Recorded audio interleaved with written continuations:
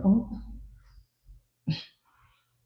Boa noite a todos presentes, boa noite aos nossos irmãos de casa, gratidão pelo acompanhamento, pela presença de todos. Vamos iniciar essa noite tão espetacular, agradecendo a Jesus por mais uma semana, agradecendo por todos os obstáculos que estamos vencendo e pedindo encarecidamente por todos aqueles que necessitam de um apoio divino, de saúde, de paz, a todos aqueles que estão em seus leitos, em suas casas, hospitais, todos aqueles que se encontram em desespero neste momento, que Jesus, com seu manto sagrado, ampare a todos e que nos proporcione uma noite de muita calma, de muito aprendizado, de muita paciência, né? E que sejamos amparados e protegidos. Que assim seja. Mas vamos começar com aquela parte gostosa, né? Que é o sorteio. Tem alguns livros aqui para ser sorteado, né, Serginho? Vamos começar com o Evangelho segundo o Espiritismo. Estávamos falando sobre ele, como é bom ler, como é bom estudar, embora seja difícil, mas persistir, é muito difícil, não é difícil, é muito difícil, né? Eu vou até fazer uma proposta, podia fazer um sorteio para o pessoal de casa também, falar um número que seja de uma residência para a próxima vez, vamos pensar nisso. O pessoal de casa, creio que vai gostar também, merece, né? E vamos lá, o nosso primeiro número. 2, 3, número 5. 5. Não tem? Tem, seu Mário. Ó, vamos estudar. Não precisa não, seu Mário. Por nada. Vamos ao próximo. Tudo vale a pena. Zíbia Gaspareto. Tudo vale a pena, hein? Olha só. Que livro, hein? Nós vamos lá, deixa eu ver. Até que número foi, Gê? Até o 25? Então vamos lá de 23.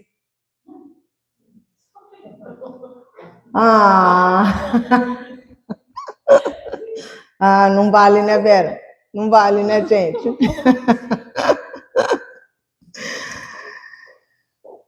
O homem e a missão. Esse é para nós. O homem é a nossa missão. Nossa. Vamos lá, hoje é dia... Que dia que é hoje? Mês dia 8.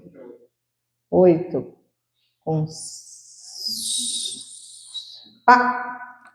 Toninho. Carminha.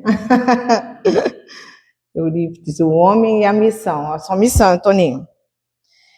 E vamos agora o último. A casa do escritor. Vamos ao número 18.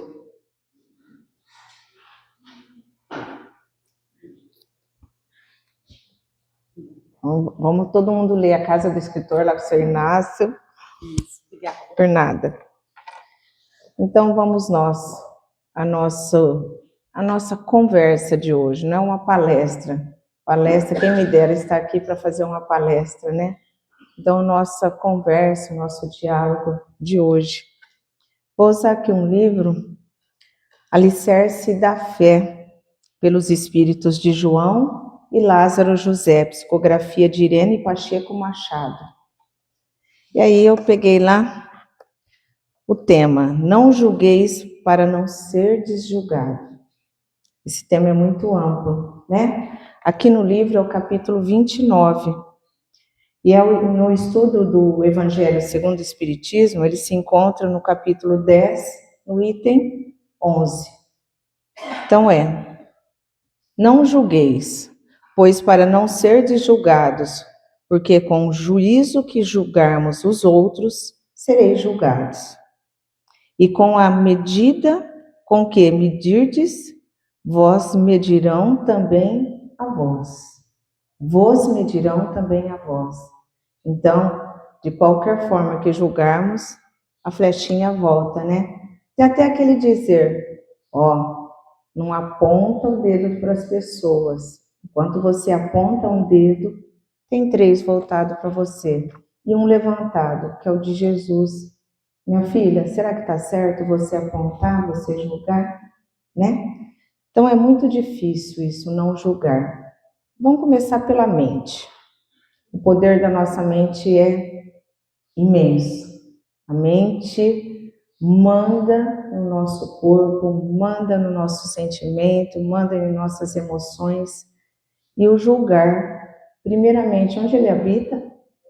Na nossa mente. A minha mãe sempre costumava dizer, tem algumas coisas que você não deve falar nem com seu travesseiro, porque as paredes têm ouvido. E é verdade. Então, quando nós pensamos em julgar, vamos começar a pensar mais em nós primeiro do que nos outros. Às vezes tem alguns julgamentos que são calmos, que são tranquilos, que são do bem. Vou até passar para vocês. Essas semanas passadas fez um frio danado. E aí, o que eu fiz? Meu cabelo é tonho-tonho. Eu fiz uma escova. Ficou aquela coisa escorrida, né? Um preto com cabelo escorrido. Chegava na escola, as crianças olhavam assim, ô professora, você vai ficar com esse cabelo sempre? Você fez progressivo? Não, só fiz uma escova, uma chapinha. Mas por quê? Seu cabelo é tão bonito. Eu falei assim, então, mas sabe qual que é o problema? É esse que eu vou passar para vocês agora. Nós julgamos sem saber o outro lado, não é? Nós temos esse hábito. As crianças falaram do meu cabelo sem saber o porquê que eu fiz aquilo. Mas por que eu fiz? 5 horas da manhã tomando um banho para ir trabalhar, aí sai com esse quiosque molhado, até ele secar, eu já congelei lá na escola, então era melhor esticar, né? Agora já que deu uma esquentadinha, já voltei no tonhonhonho. Mas veja bem, eu levei para o lado da brincadeira. Por quê? Porque foi um julgamento assim, não foram maldosos, eles só chegaram e falaram, mas fica tão bonito o outro, aí eu cresci, né? Opa, se ficar bonito, então vamos deixar tonhonhonho, né, Bia? Mas foi um julgamento. E eu tive o discernimento de aceitar esse julgamento com o coração, com carinho, com amor, com ternura, né? E é assim que nós devemos fazer. É fácil? Meu Senhor, não é. Não é, não. Mas vamos lá. Gostamos muito de julgar os outros, mas como sofremos quando somos julgados? Sentimos-nos satisfeitos em medir as proporções dos erros dos nossos irmãos, mas ficamos furiosos quando encontramos alguém medindo as nossas imperfeições. Realmente, sempre um julgamento vem em cima de uma imperfeição nossa. E é a hora que nós ficamos furiosos. Momento de fúria e fraqueza nossa. Falar das nossas falhas e ou imperfeições. Mas essa fúria, na maioria das vezes, sabemos ou temos a consciência que erramos e devemos algo. Então, por isso nos enfurecemos com o julgamento, porque toda ação gera uma reação, não é?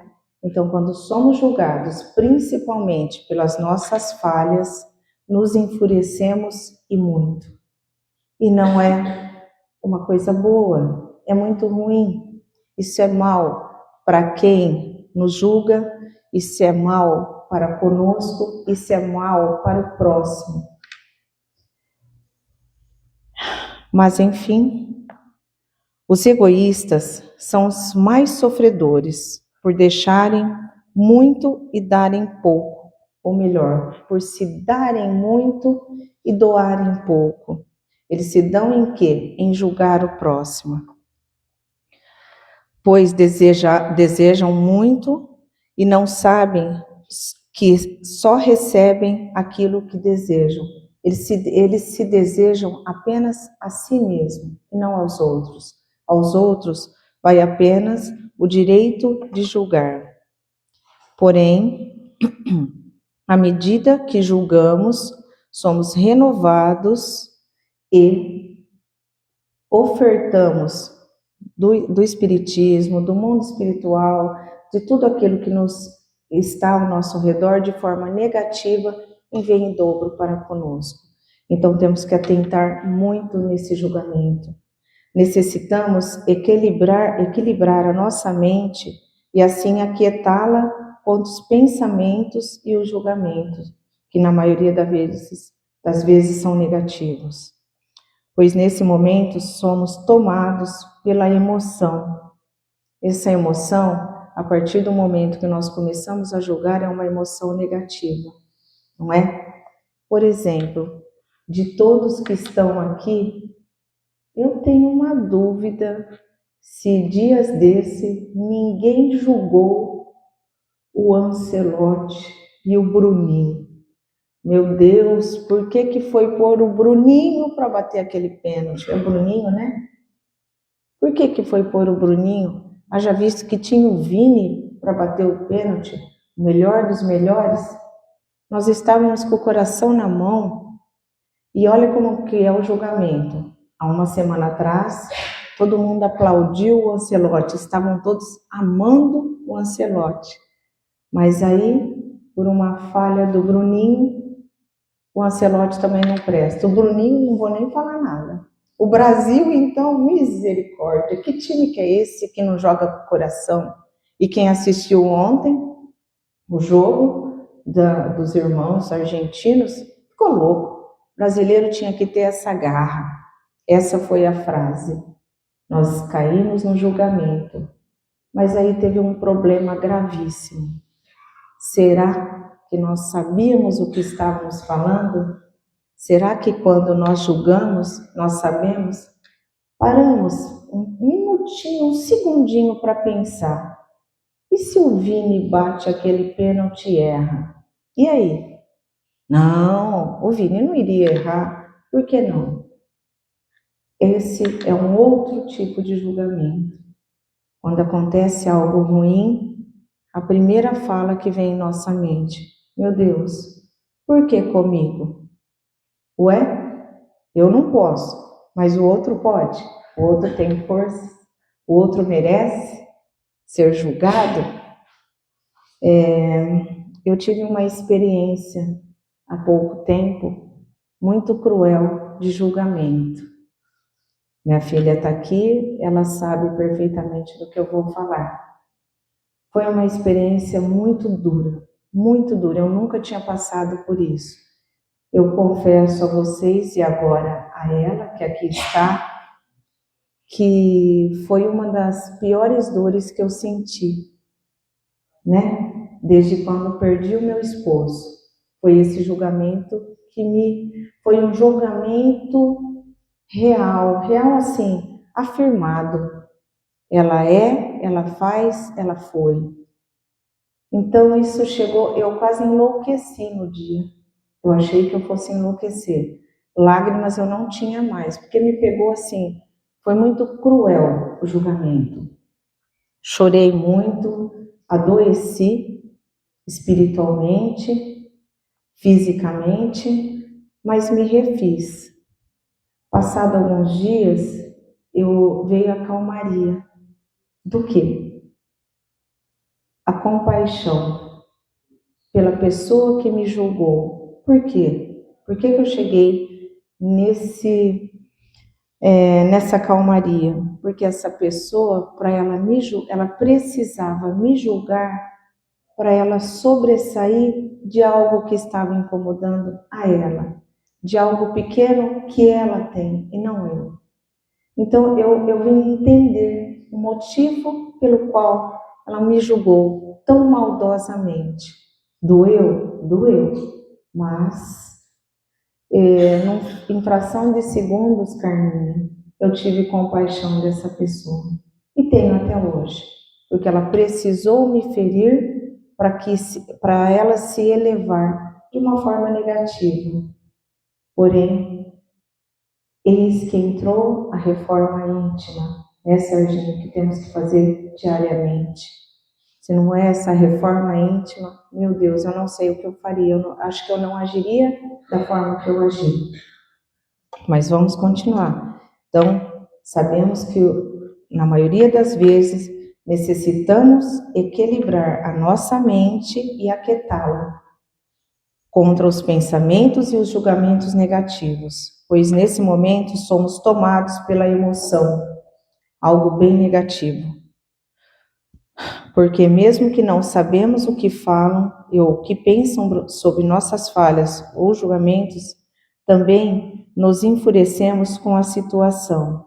E é neste momento que precisamos, ou melhor, necessitamos entender as razões pelas quais somos julgados e até mesmo que julgamos. E aí que entra a nossa reforma íntima. Todos os momentos que somos julgados, todos os momentos que julgamos, está mostrando uma fraqueza nossa ou do nosso próximo. Então temos que ter muito cuidado com o julgamento. Às vezes fala, é uma coisinha boba que eu falei. Para mim é uma coisinha boba. Para quem está ouvindo não é. Quando eu ouço algo que foi pequeno, mas me feriu, talvez a pessoa que me julgou está muito mais ferida que eu, muito mais. Por isso ela teve essa atitude. Nada se faz que não se receba de volta. E se desejamos viver em paz, lutemos, meus irmãos, para não julgar os erros dos outros, porque se ainda os possuímos, eles não serão apontados mais cruelmente do que quando fizemos ao próximo. Olha aí. Quando nós julgamos, sabendo do que estamos fazendo, somos mais cruéis do que aqueles que estão nos julgando. Foi a atitude, chorei, enraiveci, não sei se eu tive tempo para sentir raiva, porque a dor foi muita. Mas se eu tivesse agido ou pago na mesma moeda, o meu pecado seria maior, bem maior. É fácil? Maria Angélica, você está falando isso porque você está falando do tema não julgueis. Mas é fácil isso? Não é fácil. Foi muito difícil. Como eu disse, demorou dias para eu chegar a essa conclusão. Ser julgado por algo que não fizemos é muito cruel, é muito dolorido. Geralmente, não revidamos com um sorriso. Quem é julgado e dá um sorriso? Não é difícil? Claro que não. E também não é fácil. Porém, meus irmãos, estamos aqui para aprender, entender a razão e sim o porquê não ter compaixão daquele que nos julga, daquele que precisa julgar para assim equilibrar as suas emoções. É o que eu disse. O nosso irmão, eles nos julgam, eles falam mal para equilibrar um próprio sentimento dele. Lembrando que acima de tudo vem aquele sentimento mais sublime que devemos ter quando somos julgados, ou até mesmo quando vamos julgar. Amor, paciência e o perdão. Caso contrário, nos inflamaremos e teremos nossos corações preenchidos por mágoas e tristezas. Isso não faz bem a ninguém, nem a mim, nem a vocês, nem aqueles que só em pensar ele já está julgando. Temos que ter muito cuidado com isso. Não somos perfeitos. Estamos buscando aprimoramento e humildade para entender e aceitar as nossas falhas e a dos outros também. A partir do momento que temos humildade para entender e até mesmo aceitar as falhas do próximo, nós estamos colaborando para ir renegociando a nossa reforma íntima. É muito fácil falar isso? Não é. É muito fácil praticar isso? Não é.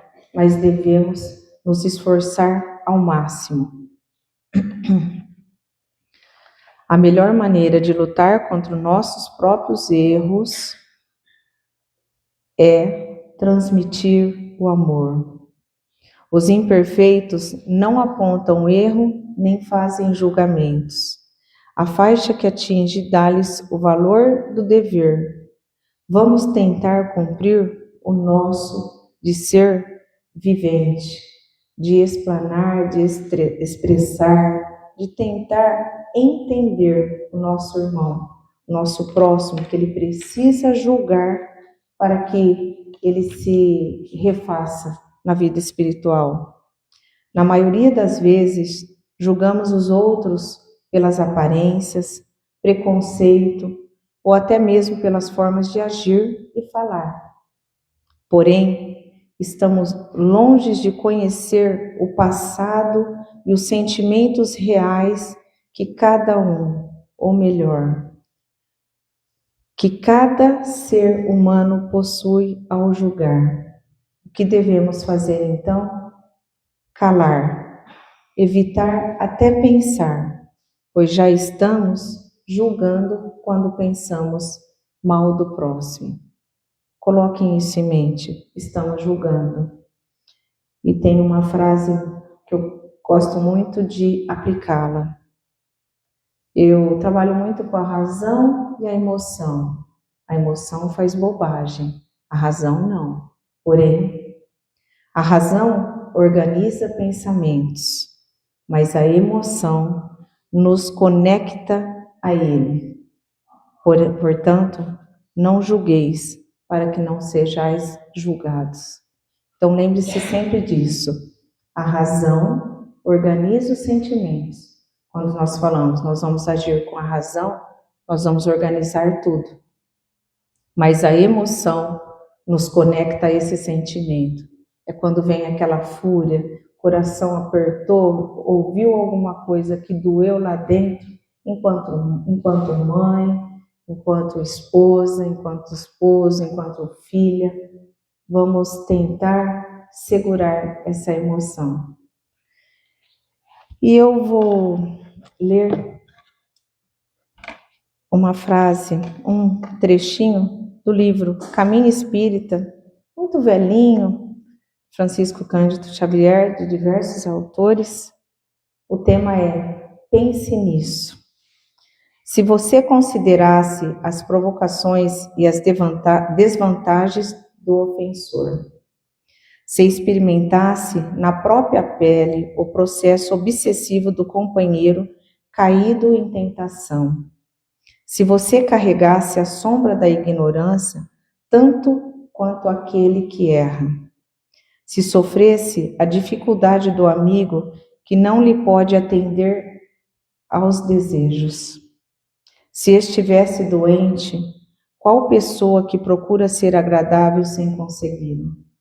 Se você fosse uma das criaturas cuja segurança depende do seu bom humor, se conhecesse todas as necessidades de quem precisa da sua cooperação, se percebesse em si mesmo o esgotamento daquele que serviu até o extremo cansaço e agora já não pode mais ser útil, se medisse nas consequências da sua irritação e de sua cólera, se você refletisse na caridade da paz e da alegria em favor dos outros, que lhe capitalizará cada vez mais a própria felicidade. Certamente você nunca perderia a paciência e saberia trazer no coração e nos lábios a boa palavra e o sorriso fraterno de bênçãos incessantes de Deus. Pense nisso. Espírito de André Luiz, não julgueis para que não sejais julgados. Agradeço a todos por esse momento do nosso bate-papo. Eu espero ter plantado uma sementinha para que possamos pensar nisso. Isso serviu para mim, em especial. Obrigada a todos. Boa noite. Vamos acirrar os nossos olhos.